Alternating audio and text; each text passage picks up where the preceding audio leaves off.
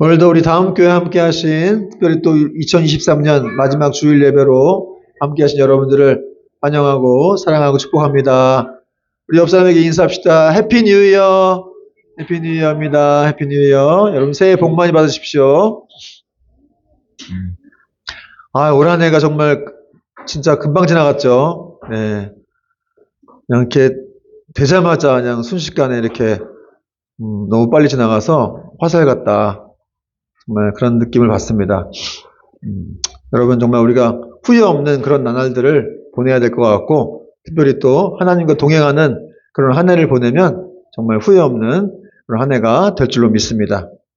오늘 말씀 제목은 그가 반드시 복을 받을 것이니라, 그가 반드시 복을 받을 것이니라 라는 제목으로 말씀을 전하겠습니다. 하나님의 축복을 받기 위해서 아버지를 속이고 또 자신의 목적을 달성하려고 했던 야곱은 약간의 어려움을 겪긴 했지만 결국 그는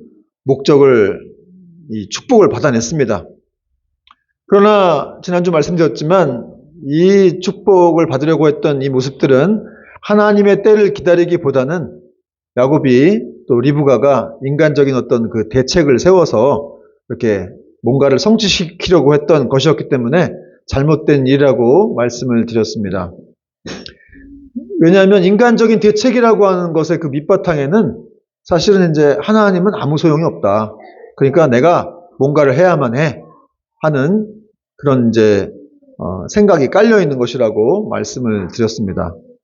그러므로 여러분 우리는 참으로 세상 살아가기가 어렵고 어떤 때 참 정말 이대로 괜찮은 건가 이런 생각이 들 때도 있지만 그럼에도 불구하고 우리는 하나님을 끝까지 그분의 말씀을 신뢰하면서 하나님을 기다려야 합니다. 여러분 사실 기독교는 한마디로 기다림이라고 할 수 있어요. 또 그 기다린다고 하는 것은 결국 하나님의 주권을 인정하는 그런 믿음의 행위이기도 합니다. 그래서 여러분 잘 기다리는 사람이 믿음이 좋은 사람인 거예요. 자, 이제 오늘 본문을 보니까 이삭이 야곱을 불러가지고 네가 내 아들 에서냐? 이렇게 물으면서 가까이 와라. 한 다음에 그에게 이제 축복을 시작하는 그런 내용이 나오고 있습니다. 24절부터 27절까지 제가 읽어드릴게요. 이삭이 이르되 네가 참 내 아들 에서냐? 그가 대답하되 그러하니이다. 야곱이 또 계속 거짓말을 하고 있는 거죠. 이삭이 이르되 내게로 가져오라. 내 아들이 사냥한 고기를 먹고 내 마음껏 네게 축복하리라. 야곱이 그에게로 가져가매 그가 먹고 또 포도주를 가져가매 그가 마시고 그의 아버지 이삭이 그에게 이르되 내 아들아 가까이 와서 내게 입 맞추라. 27절 그가 가까이 가서 그에게 입 맞추니 아버지가 그의 옷의 향취를 맡고, 야곱이 지금 입은 옷이 누구 옷이에요? 에서의 옷이었죠. 그러니까 에서의 옷의 향취를 맡고서 그에게 축복하여 이르되 내 아들의 향취는 여호와께서 복 주신 밭의 향취로다. 이렇게 야곱이 축복을 했습니다. 지금 이삭이 야곱을 축복하는 모습이 이렇게 나오고 있는데 아주 이삭이 야곱을 아주 마음껏, 즉 자기의 어떤 마음과 뜻을 다해서 이렇게 축복을 했습니다. 내 마음껏 내게 축복하리라. 이런 말이 나오고 있죠. 그런데 여러분 이 축복은 그냥 아버지가 자식에게 어떤 이렇게 유언 정도 혹은 이렇게 그의 장자를 어떤 인정하는 그런 정도가 아니라 이 축복은 하나님과 아브라함이 맺었던 그 구속 언약적 차원에서의 언약적 계승권이었습니다. 그러니까 야곱이 이걸 그렇게 사모한 거예요. 언약적 계승권. 그래서 이삭은 지금 이 축복이 하나님으로부터 비롯되었다는 것을 상기시키고 있고, 그러면서 자신의 인간적인 권위로 축복하는 게 아니라 이건 하나님의 축복이야. 이렇게 말을 하면서 계속 신적인 권위를 덧입고 이제 이 야곱을 축복을 하고 있는 것입니다. 여러분, 비록 야곱이 지금 꼼수를 써가지고 이렇게 아버지한테 축복을 받고 있지만 사실은 이렇게 아버지가 이런 자녀에게 축복해주는 모습이야말로 참 세상에서 정말 가장 아름다운 모습 중 하나라고 저는 믿습니다. 여러분, 이렇게 아버지로서 자녀에게 축복해주는 것. 사실 저도 종종 이렇게 자녀들에게 축복 기도를 해주곤 하거든요. 그러면 정말 이렇게 진정성 있게 하게 되고 또 축복 기도를 하는 저도 감동이 몰려온다는 것을 많이 경험하게 되더라고요. 또 이렇게 기도를 해주다 보니까 아이들이 어떤 때는 아빠 나 좀 기도해줘요. 기도해줘요. 이렇게 물어보기도 해요. 기도 좀 해달라. 물론 얘들이 이제 힘들 때라든지 뭐 이렇게 뭐 시험 보고 뭐 이렇게 좀 걱정이 될 때 더 많이 그런 기도를 부탁하는데 어쨌든 이렇게 하나님을 많이 의지한다라고 하는 그런 모습들이 참 마음이 좀 뭉클하더라고요. 여러분 하나님의 이름으로 자녀들을 축복하시기 바랍니다. 정말 이렇게 부모에게는 하나님이 그런 축복권을 주셨어요.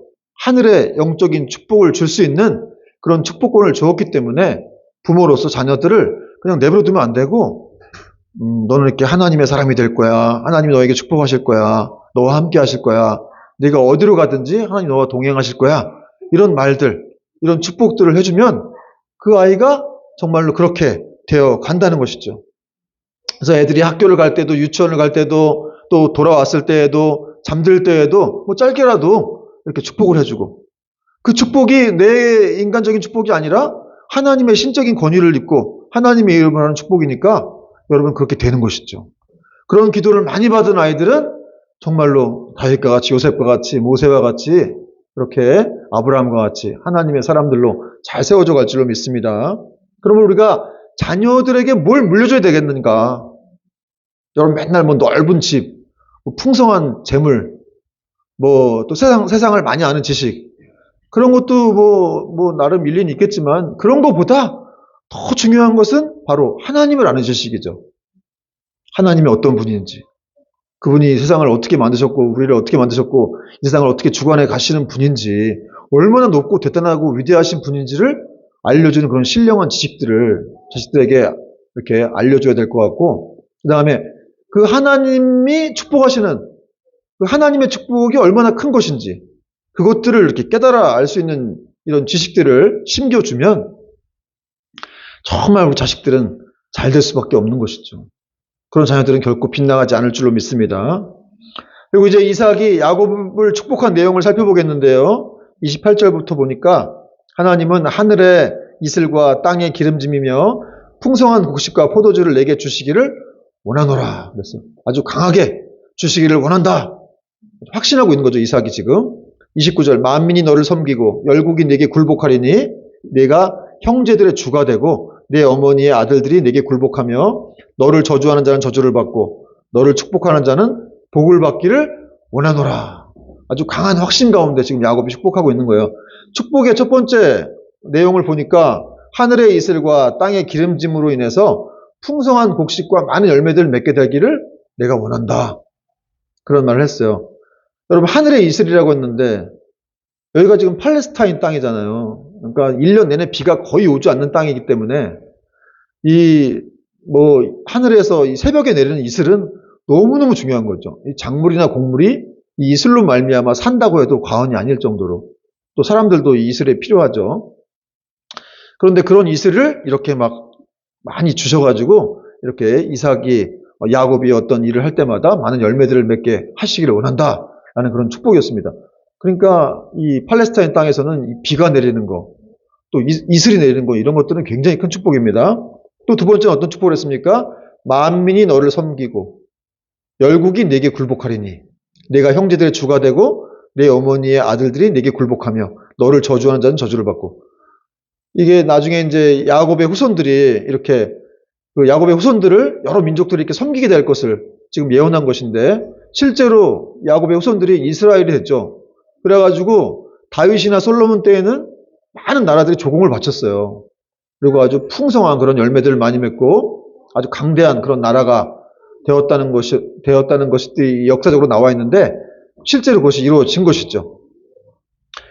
그리고 또 이 예언은 사실 어떤 혈육적인 이런 축복만을 말한 것이 아니라 영적인 축복도 들어있었는데 여러분 야곱의 후손이 이스라엘이 되었는데 이스라엘 민족이 제사장 나라가 된 거죠. 하나님을 섬기는 제사장 나라. 또 야곱의 후손들을 통해서 누가 와요? 예수 그리스도가 오십니다. 그런 축복들을 지금 다 받은 거예요. 그러니까 결국 이삭이 했던 축복은 그리스도와 관계된 하늘의 축복을 지금 야곱에게 막 부어준 거예요. 그리고 또 이 축복은 여러분 이게 이제 한 번 이렇게 과거에 끝난 축복이 아니라 그리스도로 인한 축복이니까 결국 우리에게까지 미치는 그런 축복임을 여러분 믿으시기 바랍니다. 그러니까 여러분 이때 3,500년, 4,000년 전에 이삭이 축복한 것이 지금 우리에게도 같이 흘러내려온 것이죠. 예수 그리스도를 통해서. 그러니까 여러분 예수 믿는다고 하는 건 얼마나 큰 축복인지 몰라요. 그냥 이 몇천 년 전이든 뭐 몇천 년 후든 그 그리스도 안에서 그 시간의 주인이신 모든 만물의 주인이신 그 예수님 안에서 우리는 항상 복을 받는 거예요. 그리고 여러분이 또 예수 그리스도를 소유하고 있지 않습니까? 우리가 아무것도 없는 자 같으나 모든 것을 가진 자라 그랬는데 우리는 예수님을 소유하고 있기 때문에 이 복 자체가 바로 예수님이 복이죠. 제일 큰 복 아니세요? 그 복을 우리가 지금 소유하고 있는 거니까 사실 예수 그리스도를 믿고 있다라는 것, 그분의 자녀가 됐다라고 하는 것은 얼마나 큰 복인지 모릅니다. 그리고 이제 이삭이 야곱에게 이렇게 축복을 마치자 그때 이제 에서가 사냥해서 돌아왔다고 말씀하고 있습니다. 우리 30절 말씀 같이 한번 읽어볼게요. 30절 시작. 이삭이 야곱에게 축복하기를 마침에 야곱이 그의 아버지 이삭 앞에서 나가자 곧 그의 형 에서가 사냥하여 돌아온지라. 아, 여러분 무슨 영화의 한 장면 같지 않아요? 한 사람이 탁 나가자마자 의미심장하게 또 한 사람이 이렇게 이게 뭐 영화에 무슨 기법이 있을 것 같은데 좀 알고 싶긴 한데 여러분 말을 안 해주네요. 한 사람이 나가자마자 또 한 사람이 이렇게 들어오는 거예요. 근데 그게 이제 클로즈업 딱 되면서 아마 이 야곱과 에서가 서로 마주보지 않았을까. 얘가 지금 왜 갑자기 집에서 나오는 거지? 뭐 이런 생각을 했을 수도 있겠죠. 그러자 에서가 이제 별미를 만들었어요. 사냥하여 온 고기를 가지고. 그리고 아버지에게로 가져가서 이르되 아버지여 일어나서 아들이 사냥한 고기를 잡수시고 마음껏 내게 축복하소서 이랬습니다. 그랬더니 32절에 이삭이 놀래가지고 그의 아버지 이삭이 그에게 이르되 너는 누구냐? 그래서 올드보이에 나오는 대사 같지 않아요? 넌 누구냐? 저도 그걸 보고 깜짝 놀랐는데 이삭이 그런 거예요. 넌 누구냐? 응? 그가 대답하되 나는 아버지의 아들 곧 아버지의 맏아들 에서로소이다. 33절 같이 읽겠습니다. 33절 시작. 이삭이 심히 크게 떨며 이르되 그러면 사냥한 고기를 내게 가져온 자가 누구냐? 네가 오기 전에 내가 다 먹고 그를 위하여 축복하였은즉 그가 반드시 복을 받을 것이니라. 여러분 오늘 설교 제목이 뭐예요? 그가 반드시 복을 받을 것이니라. 누가 복을 받는 것입니까? 야곱이. 그렇죠. 여러분 이삭이 지금 자기가 속은 걸 알고 막 부들부들 떨었어요. 심히 떨며 놀랬죠. 아니 그럼 아까 걔는 누구야? 아까 그 예손 줄 알고 축복했더니 그러니까 사실은 근데 지금 이렇게 너무 막 떨었지만 순간 평정심을 찾았어요. 이삭이. 그리고 이제 이것이 하나님의 섭리 가운데 이 성령의 감동 가운데 이루어진 예언임을 알고서 이제 야곱에 대한 축복을 인정한 거예요. 그래서 이렇게 말한 거예요. 그가 반드시 복을 받을 것이다. 사실은 이제 야곱이 눈이 어둡고 막 나이도 많고 그래서 좀 영적으로 좀 약간 퇴 보였었는데 지금 깨달은 거죠. 내가 큰일 날 뻔했구나. 하나님이 축복하실 자를 축복하지 않고 다른 자를 축복할 뻔했구나. 그러면서 그가 반드시 복을 받을 것이니라. 여러분, 우리는 반드시 복을 받는 것입니다. 하나님의 자녀들은 반드시 복을 받는 것이죠. 하나님이 함께 하시는 복. 그리고 그 복은 영원토록 함께 하는 거예요. 우리가 어딜 가든지, 심지어는 이 땅을 떠나서 천국에 가도 계속해서 주님과 함께하는 그런 복을 누리게 되는 것이죠. 그러니까 하나님께서 이 일을 정하셨기 때문에 야곱은 어떤 일이 있더라도 축복을 받을 것이다. 그걸 지금 아버지 이삭이 이렇게 에서에게 말해주고 있는 겁니다. 그 일이 결코 변경되지 않으리라. 여러분 우리 구원은 결코 변경되지 않습니다. 우리가 이렇게 살다 보면은 어떤 때 막 낙심도 되고 막 힘들어가지고 이 구원에 대해서 막 흔들리기도 하고 이 구원의 감격이 막 좀 사라지기도 하고 하지만 그러나 영원히 소멸되지는 않는 거예요. 그래서 너무 감사한 거죠. 구원의 기쁨이 사라지긴 하지만 이 구원 자체가 취소되지는 않기 때문에 그렇습니다. 그래서 아버지가 이런 말 하니까 에서가 얼마나 막 서럽겠어요. 에서가 막 소리내서 울었습니다. 34절 보니까 에서가 그의 아버지의 말을 듣고 소리내어 울며 아버지에게 이르되 내 아버지여 내게 축복하소서 내게도 그리하소서. 참 이런 내용을 보면 가슴이 찡하죠. 사실 에서를 좋아하는 것도 아니지만 이렇게 막 울고불고 막 아버지 나에게 축복해달라고. 이 소리내어 울었다는 말의 원어적인 뜻은 뭐냐면 천둥이 울리듯 아주 크게 울부짖고 비통하게 외쳤다 이런 말이에요. 그러니까 지금 이 보통 소리를 낸 게 아닌 것 같아요. 막 천둥이 치듯이 그렇게 막 큰 소리로 막 울었다는 거예요. 엉엉 울었습니다. 지금 에서가 나이가 77세나 됐는데 이 77세가 된 에서가 아버지 앞에서 막 어린아이처럼 막 엉엉 운 거예요. 때를 쓰는 거죠. 방성대곡을 했습니다. 근데 저는 어떤 설교 준비하다가 이 부분을 보면서 가슴이 좀 울컥하긴 하더라고. 저도 뭐 야고 편은 아니지만 어쨌든 에서 편은 아니지만 하여튼 뭐 저도 이제 좀 나이를 먹어서 그런지 좀 가슴이 좀 울컥. 근데 여러분 우리가 잘 알아야 될 것은 이것이 바로 축복을 축복으로 알지 못한 자의 비극이라는 것이죠. 여러분 이 에서가 어떤 사람이었어요? 자신의 장자의 명분을 팥죽 한 그릇에 팔아버린 사람이었고 성경은 그를 망령된 자라고 표현을 했습니다. 그러니까 이 사람은 하나님이 어떤 분인지 몰랐고 하나님의 축복이 어떤 건지 몰랐다는 거죠. 그래서 그냥 막 자기 마음대로 산 거죠. 그까짓 거 하나님 뭐 축복이 대단한 거야? 팥죽 한 그릇에 내가 지금 배고파 죽겠는데? 내가 죽게 생겼는데? 그냥 팥죽을 먹으려고 했다는 거죠. 그리고 하나님을 마치 이렇게 별것도 아닌 것처럼 생각을 했다는 거죠. 여러분 이렇게 축복으로 알지 못하면 이런 비극이 생기는 거예요. 혹시 여러분 중에는 축복인데 그 축복을 그 어떤 놀라운 축복인지 모르시는 분들이 혹시 있습니까? 여러분 우리가 예수 믿고 하나님 자녀가 되어가지고 이렇게 교회 다니고 하나님 말씀 듣고 예배 드리고 이런 것들이 축복인 거 알고 계세요? 이게 얼마나 큰 축복인지 모릅니다. 근데 이걸 모르고 하나님 자녀가 되었음에도 매일 원망하고 불평하고 그냥 하나님에 대해서 막 이렇게 조금 뭐 좀 안 좋다고 해서 그분을 막 이렇게 미워하는 그런 분들도 계시더라고요. 또 여러분 가정이 얼마나 축복입니까? 근데 그 가정이 축복인지도 모르는 사람들이 있어요. 우리 자녀들이 얼마나 큰 축복이에요. 그 축복을 모르는 사람도 있습니다. 여러분 예수님이 얼마나 큰 축복이에요. 근데 그 축복을 거부하는 사람도 많이 있어요. 제가 이 동네에 전도를 하다 보면은 다 이렇게 막 거부하는 사람들이 많고 나중에 믿을게요. 그렇게 얘기하기도 하고 뭐 소금 뿌리기도 하고 뭐 심지어는 이제 난 불교 믿으니까 강요하지 말라 뭐 이런 식으로 얘기하시기도 하고 그렇더라고요. 우리 반찬 받으러 오신 분들 중에도 한번 그런 분이 계셔가지고 제가 좀 가슴이 아프더라고요. 성탄 선물 가지고 이렇게 전화 드렸더니 난 불교 믿으니까 갖고 오지 말라고.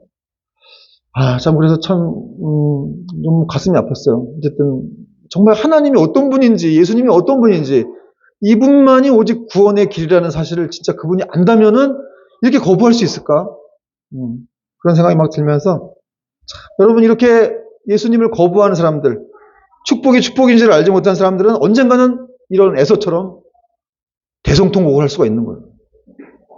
마치 노아의 방주에 못 타가지고 문 두들기는 사람도 있죠. 홍수가 밀어쳐가지고 막 이러고 닥쳐가지고 막 다 쓸러 내려가는 상황에서 문 열어달라고. 제가 한번 설교해드렸죠. 문 열어달라고 막 배를 두들겨도 문은 열리지 않는 것이지. 여러분 지금 주님을 찾지 않은 사람들은 언젠가 이렇게 주여 주여 하고 나를 돌아보소서 나를 살려주소서 이렇게 말할 수가 있다는 거예요. 여러분 또 하나 우리 하나님 말씀이 얼마나 큰 축복인지를 우리가 알아야 됩니다. 여러분 하나님 말씀 성경 말씀이 얼마나 큰 축복인 줄 아세요? 우리가 지금 성경을 맨날 읽고 있지만 사실 이거가 얼마나 큰 축복인 줄 알면 우리가 이건 진짜 목숨 걸고 읽을 수밖에 없는 거예요. 묵상할 수밖에 없는 겁니다. 여러분 하나님은 성경 말씀이죠. 그래서 그분이 말씀하시면 보통 놀라운 일이 일어나는 게 아니에요.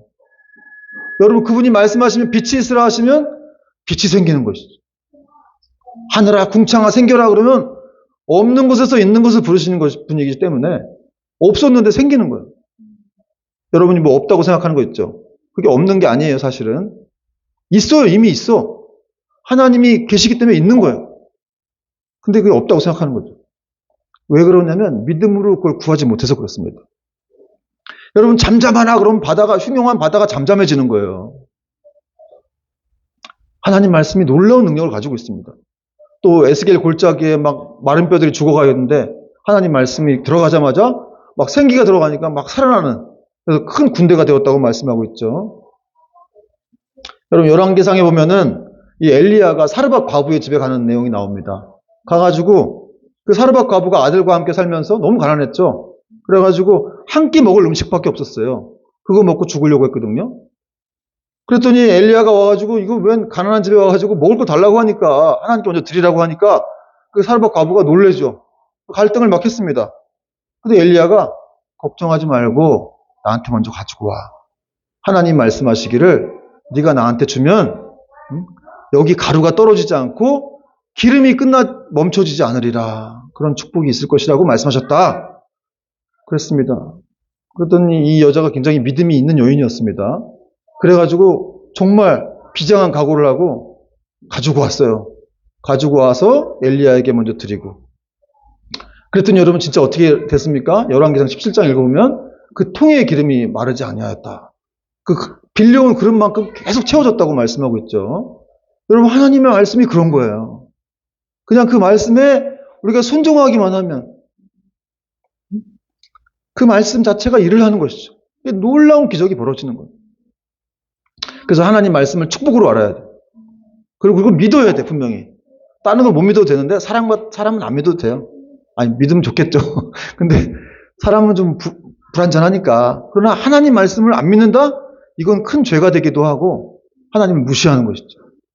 그러니까 여러분 하나님의 일을 뭐 이렇게 이것저것 생각하고 따지면 안 되는 거예요.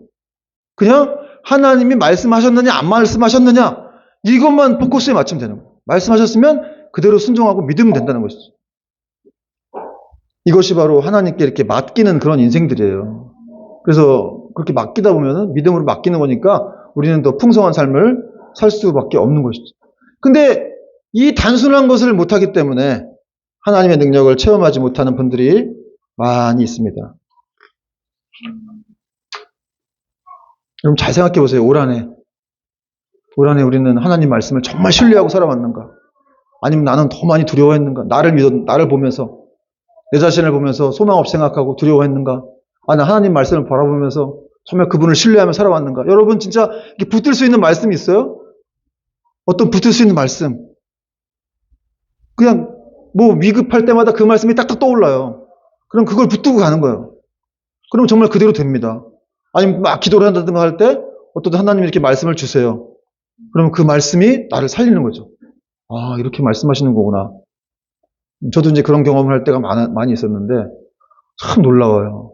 정말 우리 하나님이 보이지 않는 분이시지만 그러니까 신앙생활이 어려운 거는 하나님이 안 보이기 때문에 그래요. 우리 인간은 너무 보이는 거에 민감하고 뭘 만져봐야 되니까 뭘 만져봐야 좀 믿을 수가 있는 건데 근데 여러분 신앙은 그런 게 아니라는 거예요.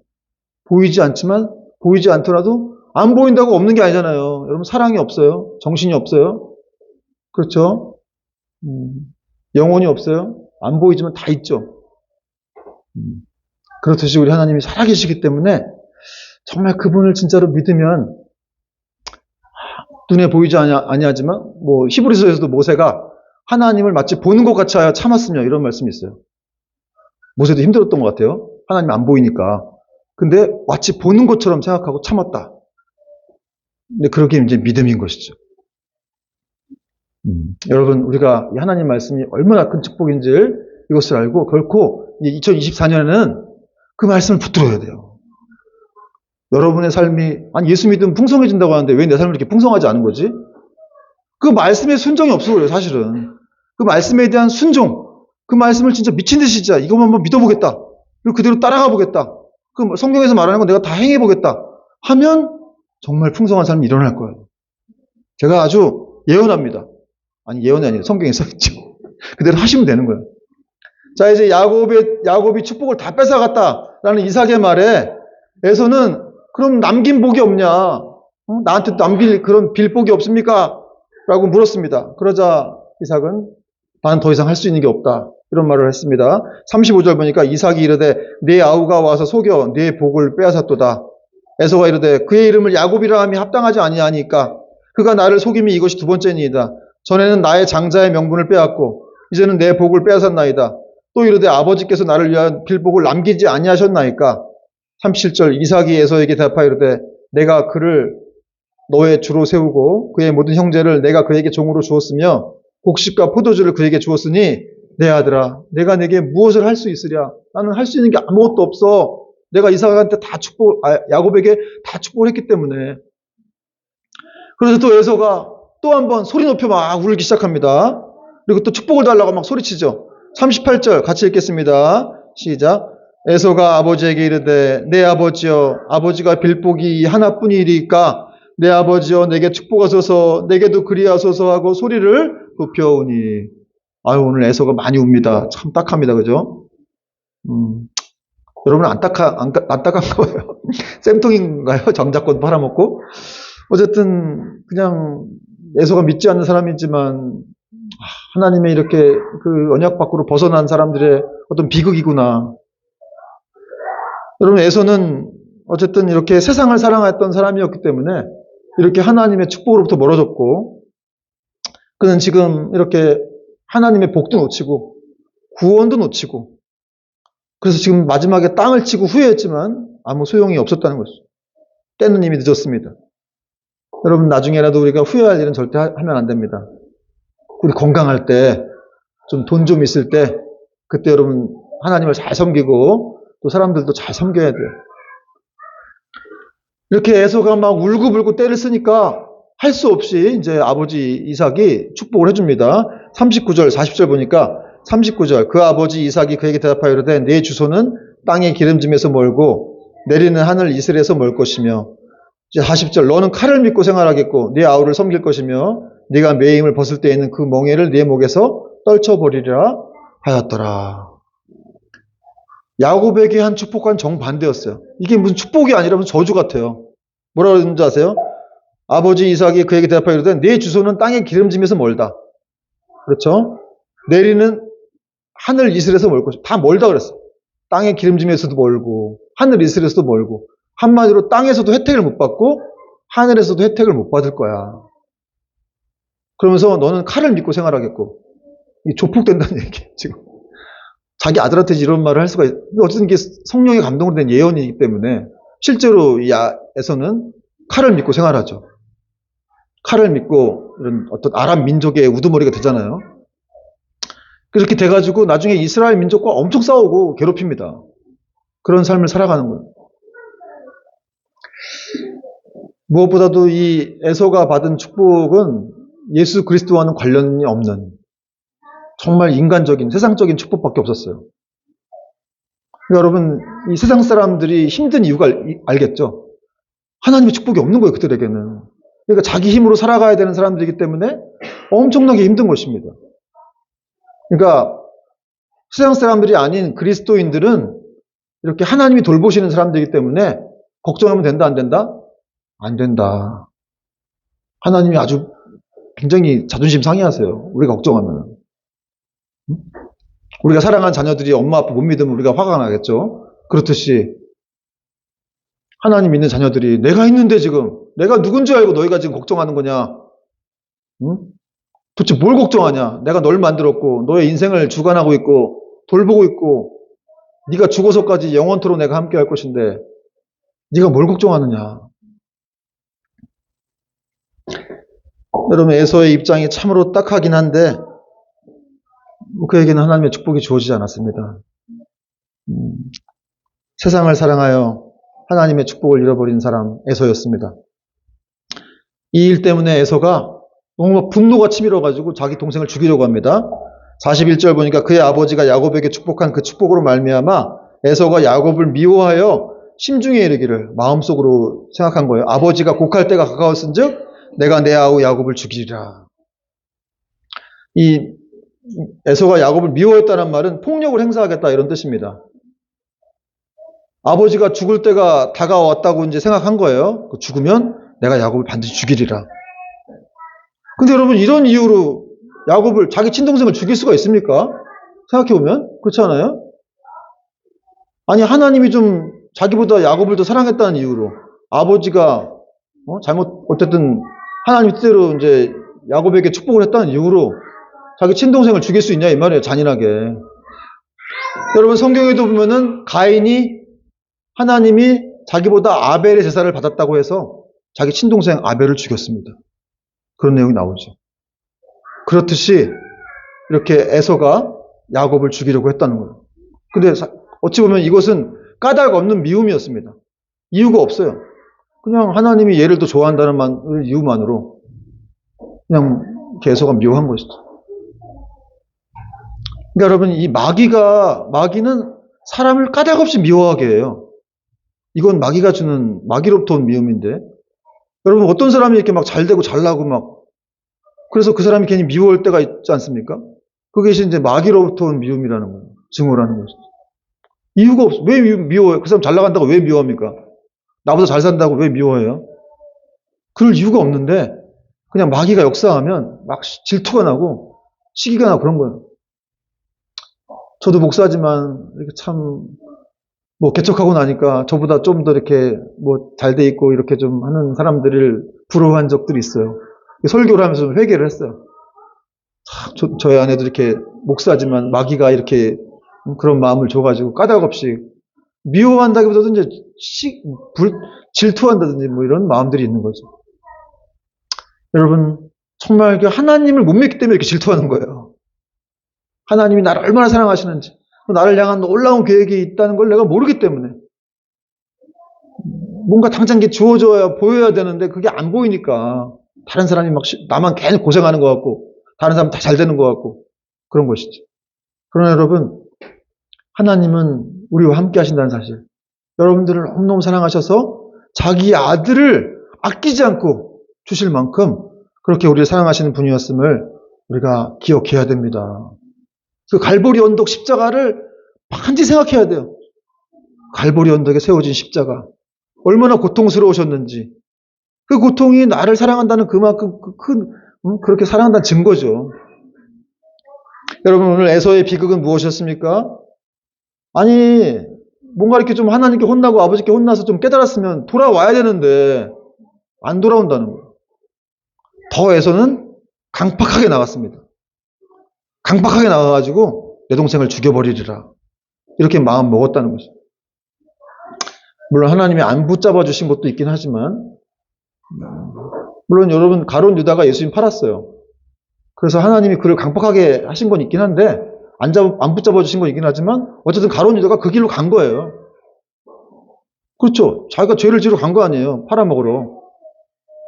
그러니까 하나님이 안 붙잡아 주신 것도 있지만 그 사람이 그 길로 간 거예요. 그래서 가룟 유다는 하나님 책임 아니냐 이렇게 말하는 사람도 있는데 그렇지 않다는 거죠. 자기가 그 길로 간 거예요. 어쨌든 여러분, 에서도 이렇게 하나님의 언약 밖의 사람이었기 때문에 그냥 세상을 믿고 그 힘을 믿고 자기 동생을 죽이려고도 하는 그런 슬픈 인생을 이렇게 살아가게 되었다는 것이죠. 여러분, 어쨌든 야곱도 이 일 때문에 그냥 집에 못 있잖아요. 동생이 죽이려고 하니까. 그 얘기를 또 엄마가 들었어요. 이 42절 보니까 맏아들 에서의 이 말이 리브가에게 들림에, 리브가 이제 소모즈 같아. 제가 생각할 때, 죄송해요. 여러분 소모즈 아세요? 막 멀리서 있는 것도 막 들리는 그런 사람도 있잖아요. 이거 알면 여러분 7080 세대들인데 라떼는 말이야 세대 아닙니까? 여러분, 어떻게 옛날에 그 이삭과 이 에서가 이렇게 비밀스럽게 서로 모여서 얘기한 것도 다 들었는데 리브가가 지금 또 들었어요. 근데 지금 에서가 속으로 죽이겠다고 한 얘기를 지금 들은 거죠. 어쨌든 제가 볼 때 하나님의 섭리 가운데 들었다고 생각할 수가 있을 것 같은데, 들어서 이제 이 엄마 리브가가 야곱을 보호하려고 합니다. 근데 엄마니까 또 에서도 걱정이 됐겠죠. 그래서 나중에 이제 구절들 보면은 내가 어떻게 하루아침에 두 아들을 잃을 수가 있겠느냐 이런 말을 하면서 자기 아들 야곱을 삼촌 집으로 이제 피신을 시킵니다. 삼촌 집 가가지고 20년을 고생했어요. 야곱이. 이렇게 인간적인 술책을 써가지고 거기서 이제 정말 이스라엘이 돼가지고 돌아오는 그런 역사가 있게 됩니다. 말씀의 결론을 맺겠습니다. 여러분, 이삭의 가정은 실수투성이 가정이었어요. 이삭과 리브가 다 실수하고 잘못하고, 또 에서와 야곱도 마찬가지로 다 연약하고 실수했죠. 그러나 그럼에도 불구하고 하나님은 그런 인간의 실수와 연약함을 통해서도 당신의 선한 계획을 이루어 나가셨다는 것. 즉, 당신의 뜻을 이루시기 위해서 허물 많고 실수투성인 인간들이 펼치는 치졸한 인간사를 당신의 섭리와 경륜으로 하나님의 구속 역사 속에서 이렇게 거룩한 이렇게 구속 역사 속에서 용해를 시켜갖고 사용하셨다는 것이죠. 따라서 여러분, 이런 일들을 통해서 우리는 비록 연약하고 실수해서 날마다 넘어지고 또 하나님 앞에 범죄를 하지만 그러나 그럼에도 불구하고 우리의 구원이 온전하게 성취된다는 것을 또 이렇게 믿을 수가 있습니다. 두 번째는 하나님이 통제하시지 않는 것 같은 상황, 아주 당혹스러운 위기 같은 그런 상황을 만나더라도 하나님이 모든 상황을 주관하신다는 걸 믿어야 돼요. 지금 이삭이 굉장히 당혹스러워했어요. 자기가 뭔가 막 이 야곱을 변장에 들어온 야곱을 축복하면서 갑자기 에서가 들어오니까 너무 당혹스러웠죠. 겁이 덜컥 났습니다. 이런 모든 상황들, 이런 상황들을 하나님이 주관하고 계신다. 하나님의 섭리 속에서 이 일이 이루어지고 있다는 것을 우리가 믿어야 한다는 것이죠. 그래서 여러분 우리가 살아가지만 도대체 이 일은 하나님이 알고 계시는 건가? 내 삶은 하나님이 알고 계시는 건가? 도대체 어떻게 하나님 살아계시면 이렇게 될 수가 있는 건가? 이런 생각을 할 때가 있지만 모든 상황과 모든 환경은 하나님이 다 주관하고 있다는 거예요. 그걸 믿어야 되고 그리고 우리에 대해서 이렇게 선하게 대하시는 하나님의 뜻이 절대 꺾이지 않는다는 거예요. 하나님이 여러분을 사랑하시기 때문에 여러분을 선하게 대하시는데 그 뜻이 절대 꺾이지 않는다는 것을 우리가 믿으면 우리는 담대할 수 있고 힘을 얻을 수가 있습니다. 로마서 8장 28절은 이렇게 말씀하죠. 하나님을 사랑하는 자, 곧 그 뜻대로 부르심을 입은 모든 자들에게는 모든 것이 합력하여 선을 이루느니라. 참 이 말씀 중요한 말씀이에요. 하나님을 사랑하는 자, 하나님이 택하여 부른 자들은 모든 것이 합력하여 선을 이룬다는 거예요. 하나님의 그 복된 섭리 가운데 하나님이 가장 좋은 길로 인도하신다는 그런 말씀입니다. 여러분 이러한 언약의 말씀을 붙들고 또 올해를 보내고 또 내년 한 해를 맞이하는 저와 여러분 될 수 있기를 주의 이름으로 축원을 드립니다. 아멘.